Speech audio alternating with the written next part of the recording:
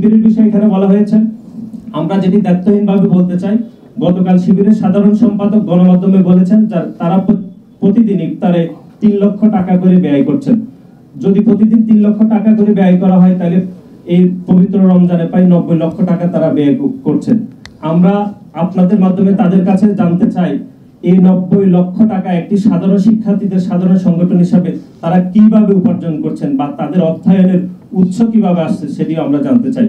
এবং বাংলাদেশ জাতীয়তাবাদী ছাত্রদল সাধারণ শিক্ষার্থীদের সংগঠন হিসাবে আমরা সাধারণ শিক্ষার্থীদের জন্য কাজ করছি এবং আমরা সাধারণ শিক্ষার্থীদের জন্য যে অর্থটুকু ব্যয় করছি সেটি স্বচ্ছতা এবং জবাবদিহিতার মধ্যে আমরা রয়েছি বলে আমরা বিশ্বাস করি। কিন্তু আমরা যেটি উদ্বেগের সহিত লক্ষ্য করলাম সেটি হচ্ছে নতুন রাজনৈতিক দল যে গঠিত হয়েছে নতুন রাজনৈতিক বন্দোবস্ত হিসাবে, সেটিতে আমরা আসলে নতুনত্ব কিছু দেখিনি।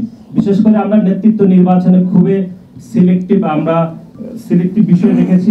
নমিনেটেড ব্যক্তিবর্গ সেখানে নেতৃত্ব নির্বাচিত হয়েছে, কোনো গণতান্ত্রিক প্রক্রিয়ায় নেতৃত্ব নির্বাচন হয়নি।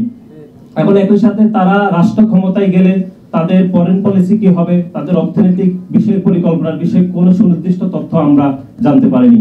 এবং বিশেষ করে গতকাল ন্যাশনাল সিটিজেন পার্টির যিনি প্রধান তিনি রয়টার্সকে বলেছেন যে বাংলাদেশের কিছু ধনী ব্যক্তিরা তাদেরকে অর্থায়ন করেছে।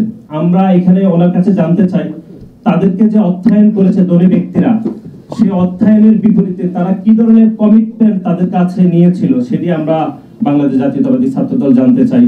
এবং একই সাথে এই যে তাদের নেতৃত্ব নির্বাচন অথবা তাদের অর্থ সংগ্রহের যে যাবতীয় বিষয়, তাদের ফরেন পলিসি বিষয়ে আমরা কোনো নতুনত্ব পাইনি, বরং বাংলাদেশ জাতীয়তাবাদী দল যখন গঠিত হয়েছে সেই দলের পলিসিগুলো কপি হয়েছে বলে আমরা মনে করছি এবং এটি কোনো দোষের কিছু নয়।